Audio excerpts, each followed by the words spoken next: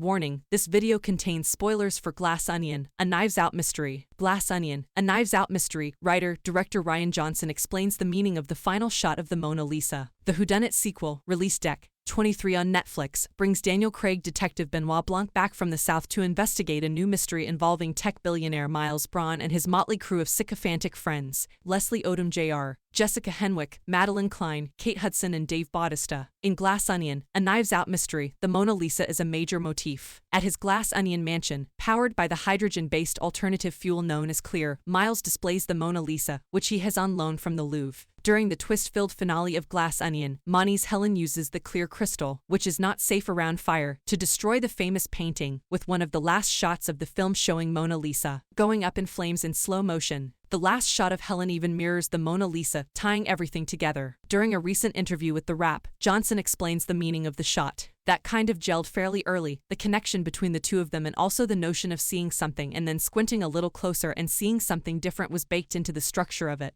I had a great conversation with the Daniels recently and they're also big structural writers, and they put it in a really beautiful way. They say the meaning of the movie is contained within the movie's structure, and to me this is very much reflecting that. And everything Edward says when he's talking about the Mona Lisa, in front of everybody, suddenly fusing that up to this character of Helen at the end. And you know, she burned the Mona Lisa but the Mona Lisa lives on in Helen. Glass Onion continues Knives Out's tradition of high-impact finishing strokes. The first Knives Out had an equally cathartic ending, in which Ana de Armas' well-meaning protagonist Marta wins against the legitimate and selfish Thrami family. The emotional impact of the finale is perfectly emphasized by the final shot in which Marta, who has inherited Harlan Thrami's mansion and fortune, stands guard on the balcony while Ransom Drysdale is taken into custody, and the rest of the family gathers below.